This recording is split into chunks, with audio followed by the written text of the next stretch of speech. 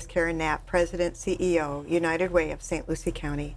United Way's mission is to improve lives by mobilizing the caring power of our community. And one way we do this is by providing resources to agencies and health and human service programs who help the people right here in St. Lucie County. My guest today is Kimberly. Kimberly from the Parent Academy. Welcome. Thank you. Thank you for having me. Well, we're very pleased to have you. The Parent Academy is a relatively, compared to others, new agency in St. Lucie County, but it is an agency that is needed. Yes. Parents, We definitely resources. Agree. You know, I think of when I was raising my kids, and I have 4, and the need for resources, and they weren't available. So let's talk about your mission and your purpose. Well, we believe at the Parent Academy that the best way to have strong, successful children is that we have strong families and successful parents. And you know, raising 4 children, there's always something that comes up, whether that's, you're struggling with math. Let's say your kid brings home homework and math, can be so difficult for parents now. Let's say that you've got a 4th grader. I already know I'm struggling with my 4th grade's math. And you want somebody that can help you so you can engage with your own child and help them with math. We can help you with that. Let's say that you're having some behavior problems at home and you just would like somebody to talk to or give you some resources, or maybe take a parenting class, give you some tools that you need to actually stay involved with your child or help with those disciplines. You can come to the Parent Academy for that. So our goal is that we have families that stay involved and engage with their children, stay involved with the school so that the children are successful and that they get positive discipline and positive reinforcement. And we do that by supporting the family in whatever way possible. So maybe that's with health literacy, financial literacy, or just general overall support and resources. Mm-hmm. Let's talk about some of your community partners. I know you don't have all the resources in the world, and you depend heavily on those partners. We definitely do. So we have a great partnership through our funding, which is Children's Services Council and United Way. In addition to that, we're very fortunate to work with the St. Lucie Public Schools system. We work with the Boys and Girls Club, the Parent Teen Community Connection, and then we also work the Health Literacy Council and Coalition, and then we work with other programs through the community so that we can give those parents a continuum of services. So if a parent comes to us and let's say that they're doing maybe a parent workshop on discipline, or maybe they're just looking for ways that they can stay engaged with their teenager and keep that conversation open and keep that communication open, then we might send them to another organization that can help them with after school or help them with a summer camp or other things that might help that parent continue to grow. And you mentioned a few of the topics that you cover with parents. Mm-hmm. Is there any other, I know that some of your activities are just fun, Yes. between parent and child. Let's talk about some of those. So most parents, and I can even speak for myself as a parent, I have 2 children. When we see parent education or we think Parent Academy, we're like, well, why do I need to go to Parent Academy? Why do I need parent education? But as I was saying before, there's always some kind of bump in the road. Things happen. Families work hard now. Sometimes they're working 2 and 3 jobs. So sometimes they can get that support, and we want that to be in a fun, interactive way. We're not here to lecture. We're not here to tell them how to be a parent. We're just here to strengthen them. So we want to make sure that when they come to us, 1, it's a non-judgmental environment, that all are welcome, that they feel welcome. We have a very friendly, open, happy staff. Make sure that the staff stay happy. And then our workshops are very interactive, hands-on. So we let the parents support each other. So they can feel free sharing, what's going on in their family. What do they need assistance with? And sometimes, more than just the educator, the parents can help each other. So we use videos, we use games, lots of movement, so that nobody's sitting there being bored. And we try to keep the workshops about an hour, hour and a half at the max. Mm-hmm. And parents can develop their skills and education through the Parent Academy? Yes, they can. So we have our adult education program we're very proud of. We have English as a second language, and we have our literacy program, which if a parent's struggling to read, sometimes that's a very scary and personal thing for parents. But we want them to come in. It's completely confidential, and we can increase their literacy.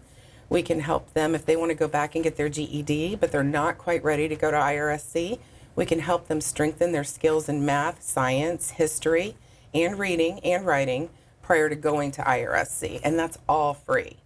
And a lot of times when they're going to other organizations, they do have to pay for that education. So we're very proud of the fact we don't charge for those services. And then our English as a second language class, very popular, very fun.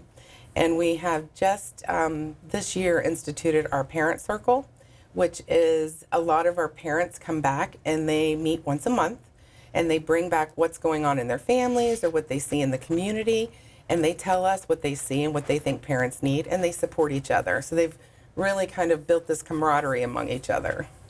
And you provide workshops in the schools? We do. All year long throughout the school year, beginning in August. We are at different schools providing different topics. So some of the topics may be how to get your child ready for school. I know every parent can relate to the fact that those mornings can be so hectic. You got buses and lunches and clothes to pull out. And sometimes we all lose our cool. It gets anxious. Nobody wants to start off their day.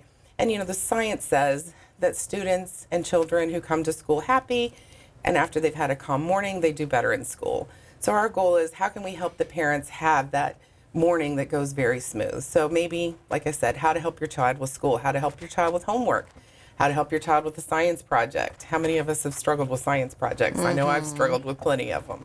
So those are some of the topics we do. And at some of the schools, we'll actually allow the children to go in with some teachers, and they'll do a fun science activity like make a tornado in a bottle or have some kind of interaction toy that they can take home, a hands-on project. And then we'll meet with the parents. So the parents have that time together where they can talk to us and we can give them some skills and some education, some tools.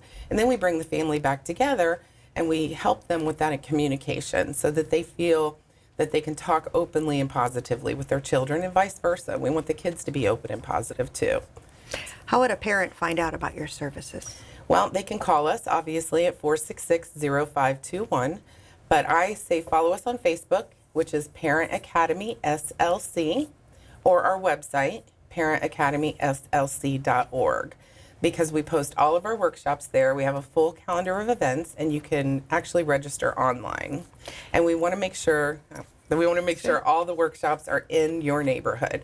So if you are in an area and you say, well, you know what, Parent Academy is not here, you call us, we will make that happen. Our intent is that we are where the parents are. Can a parent suggest a topic? Most definitely. Because what do we know as parents? Parents know what they need. So if parents come to us and say, you know what, I really need help with this topic, but I see you're not doing anything like that, we will research that. We will find an educator who can provide that and make sure that we have other parents interested. Because, again, our whole goal is to make sure the parents are getting what they need. Is there a cost to your program? All of our services are free, and that's through our funders such as United Way, Children's Services Council, and we actually get some funding through the St. Lucie Public School System. So we're and the Health Literacy Coalition. We're very fortunate that a lot of partners see the need in helping parents, and we have been able to bring all those partners together to be able to provide free services at no cost. This is, like I said, relatively new program in St. Lucie County, but in a much needed program. What's your vision for the future? My vision is that we become the #1 trusted provider of parent services. That when parents think of any struggle they're having, that they go, I wonder if the Parent Academy can help me with this, and they just easily pick up the phone. I want us to be trusted by parents. I think that's one of our biggest steps to overcome. So I want to be that #1 right off right off their lips. I'm going to call Parent Academy. And you have that. I mean, the word is spread throughout the school district, throughout the school year. The Parent Academy needs funds to operate beyond Children's Services Council, beyond United Way. You have a fundraiser coming up? We do, our very first fundraiser, and thank you. We're very excited. We can't wait. It's going to be October 15th. We are having a lip sync battle royale. So notables in our county, and I can probably say this one gentleman's name, State Representative Larry Lee, and some other people are committed, such as Mindy and Adam Fetterman, Veronica Tembrone, Nick Ewing and Tony Loop from Early Learning Coalition, and a few others are going to be putting on quite a show for us October 15th at the Sunrise Theater. The funds will be raised through ticket sales, and we will be having light hors d'oeuvres and a VIP party, and that will be a separate ticket. So it will be $25 for general admission or $70 for a VIP party. And I guarantee it will be a night to remember, because if anybody has seen the Lip Sync Battle TV show, we're doing our best to make it as fun, if not funnier, than that show. So we're very excited about that. You know, you think about notable people in our community, and many of those notable people helped create the Parent Academy. That's true. And how that Parent Academy was formed by, individuals who came together and saw that there was a need. And they were so very lucky to get you as the executive director. Oh, I think I'm the lucky one, truly. and you're right, because I think all of us saw that we were doing a great job with children. Children were getting services, but when children go back into the home and the parents don't have the support and services, it was almost undoing some of that good. So a lot of people at the school boards, such as yourself and Catherine Hensley and Terrence O'Leary and Brad Gould, people that were really good stakeholders in the community, Judy Miller from Big Brothers Big Sisters, they came together and knew we needed this. And I am happy to say I'm now part of that, and we are moving forward and expanding throughout all of the county to service all parents. Is there anything else we didn't cover? We have a minute left, and I want to make sure we covered everything. I think we've covered everything, except for I just want parents again to know this is a non-judgmental, very fun, supportive environment. And I encourage everyone to come check out our Facebook page. Again, it's Parent Academy SLC or parentacademyslc.org. And feel free to call us at 466-0591. Well, we want to thank you for being on our show and for all that you do for the families in St. Lucie County, and we'll be right back. I'm lucky. Let me help you with that. I get to do something I love. It has nothing to do with touchdowns or titles. Everybody bring it in. I get to play a part in the life of someone just starting out. How many of you think homework is just as important as teamwork? I help keep kids in school. Good. And that's the name of the game. My name is LaDainian Thomason. I don't just wear the shirt, I live it. Give, advocate, volunteer. Live United. Welcome back. Our guest is Wadia from DJJ. Hi. And Wadia, welcome. Thank you. You're a member of the Round Table of St. Lucie County, of course, along with United Way and so many other community leaders. Yes. Let's talk about why DJJ is involved with the Round Table. Actually, the Department of Juvenile Justice has been involved with the Round Table since its inception. Mm-hmm. I believe the Round Table was created way before my time in this position as a result of some issues around delinquency. Mm-hmm. So we've kind of always been at the seat at the Round Table. I stepped into this position in 2011, and so I've been a member of the Round Table since then. And so I love the collaboration and often brag about the collaboration in St. Lucie County on the Round Table and the importance of being a member, being able to just, know name to face with all of the important leaders that sit on the Round Table, from the St. Lucie County Sheriff's Office to Port St. Lucie Police Chief to the Fort Pierce Police Chief, as well as United Way and some of the other members. I think it's important that all of us are connected and be able to have a place that we can sit down and discuss what's happening within our agencies and how that impact the other agencies. Mm-hmm. And it's all about improving the lives of kids, Yes, right? it is. Working Yes, it together. I mean, like you said, you have the mayors of both cities. Yes. You have the public defender. You have a judge, Children's Services Council, Correct. all sorts of entities that are working hard to improve the lives of kids. Yes. And we know that, when we think of kids, we think of their family and how important the family is, and how important and how poverty affects Correct. a child, and whether or not they succeed that could determine whether or not they succeed. Correct. So let's talk about a program or an initiative that the Roundtable has taken on for many years now, Yes. and that United Way has supported, Yes. and that you're participating and really helping to lead. Yes. So when I joined the Roundtable in 2011, there was an opportunity for any volunteers who wanted to work on the Bridges Out of Poverty, or the Economic Sufficiency Network is what it's called. That is a part of the Roundtable. And so I was one of the folks that volunteered, one because of a previous training that I had attended with Donna Rivet. She did a Bridges Out of Poverty training for, at the time, UFF, United for Families, which is now Devereaux. And so I was really interested in the training. And it's funny because at the training, I had an aha moment. And if you've ever gone through Bridges Out of Poverty, you'll understand that you have a lot of aha moments. And it was funny because I was sitting there thinking to myself, you know, I'd love to become a trainer. And years later, I am now a certified Bridges Out of Poverty trainer. But what was also striking to me within the training was it helped give me insight as to why some of our clients and families act and behave the way they do.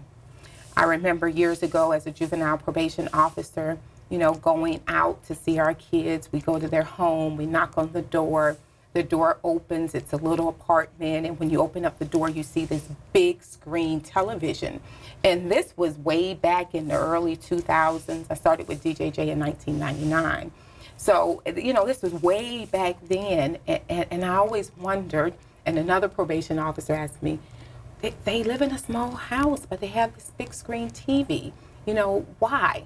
And so through the Bridges training, we are trained to understand that people who come from poverty understand that relationships are important. And so how do you bring people around relationships is entertainment. So entertainment is important. And so that big screen television meant that they had, it was important to have great relationships and to bring the family together. So that was one of the things that was really important.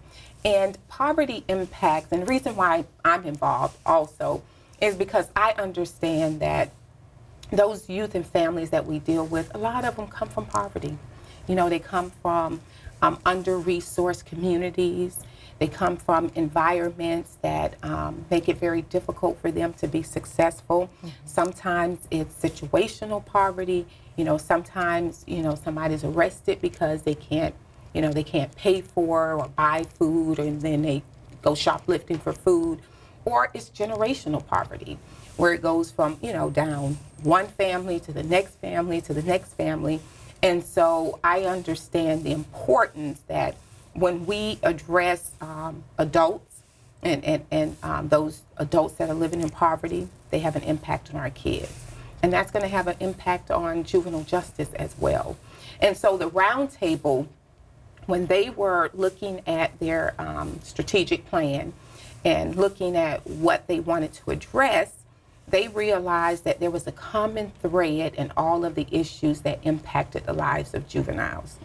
And that common thread, whether it had to do with education, substance abuse, mental health, whatever it was, that common thread was poverty.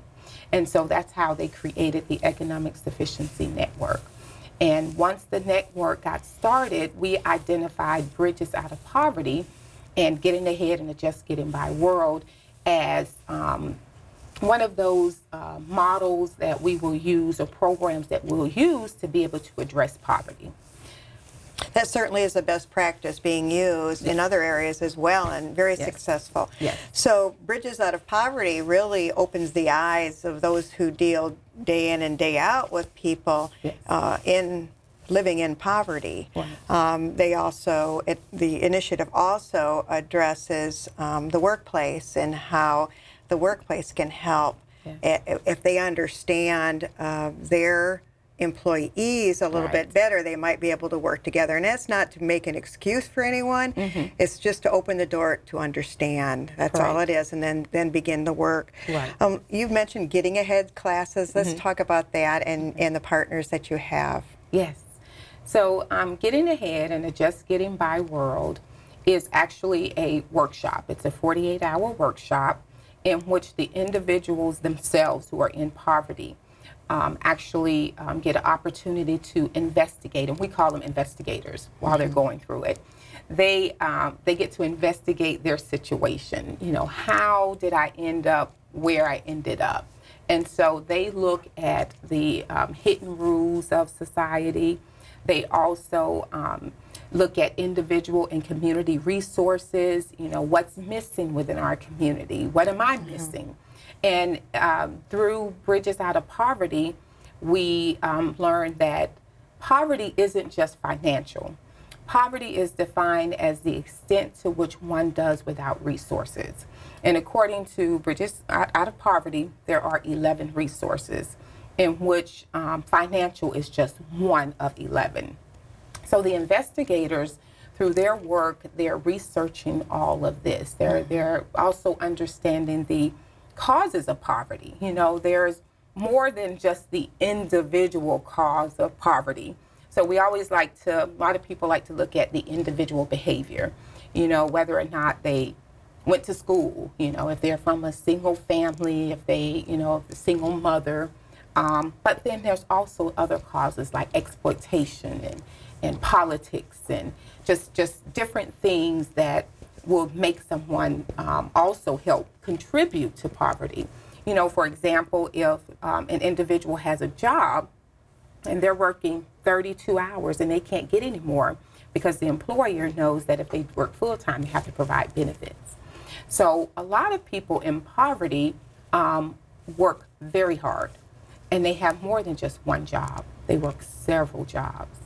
And so through the Getting Ahead process, they make a plan for themselves. Because if we fail to plan, we plan to fail. And so it's vitally important that they get together a plan, and then they know, they learn the steps that's needed in order to be able to see their plan out and to become successful. The plan could be, I want more education. I want to be a nurse. I want to become, you know, I want to work in this field. And so they will investigate, how do I get there? What's my plan? How do I build up my resources? How do I, you know, increase my social capital? Do I have enough support systems? Because support systems are very important. That's one of those 11 resources that they need. So Bridges is, Getting Ahead is very, very good. We've seen a lot of improvements. Some of the participants who was once on cash assistance before Getting Ahead is no longer on cash assistance. Some of them didn't need a job because they were working, but some of them who needed a job now have a job. Some of them are in school. So we can see that it does indeed work. And many of our partners, like United Way, we have the St. Lucie County Sheriff's Office, all of the law enforcement agencies stepped in and helped us. The St. Lucie County Board of County Commissions sponsored a training. We have some of the churches, the Methodist Church, and we have a couple of other churches, Graceway Village, who have also helped. And a lot of the churches help provide us participants, investigators, to participate in the Getting Ahead course. The Up Center is also involved now as well. And so, again, without the sponsors, it couldn't be possible. Because a part of Getting Ahead is that for each session, the participants or investigators are given a stipend. And that stipend can be between $20, can be as much as $40 per session. And the stipend is really for their expertise in helping us in the community be able to reduce and address poverty. So we definitely appreciate all of our sponsors. And over the past few years, we've had a number of classes, thanks to all those partners you just mentioned. And also, we know that there are committed people like yourself who have volunteered to go through hours of training so that you can understand and help people in our community. And I'm sure the Roundtable is very pleased to have a volunteer like you. The future of bridges and getting ahead in St. Lucie County. What do you see? Yes, well, I see more and more people being trained, and we have actually trained over 500 people in Bridges Out of Poverty. Those trainings are being conducted on a bi-monthly basis at Indian River State College. The next training will be in August. It's the second Friday of each month. And so you can always visit the Roundtable website to find out more information about that. But I see more and more of our community being engaged, first understanding that there is a problem, because you got to be able to understand what the problem is in order to be able to address it. And then I see more businesses being able to sponsor some of our Getting Ahead graduates so they can actually go through the program. Because as you stated before, when the graduates go through Getting Ahead, that can help the businesses retain their staff. And as we know, job retention is very important. Staff turnover is very high. But I see great things in St. Lucie County with Getting Ahead and both Bridges Out of Poverty. It's so wonderful, you know, you open the door to understanding and help people. You give people a hand up rather than a hand out. Yes. And that's what's really important. It is. So United Way is very happy, and I'm sure all the others who support the program and the initiative are very pleased looking at the results of the program. Right. And what you're planning for the future. So I want to thank you very much. Thank you. And I want to thank you all for joining us, and I hope you'll tune in next time.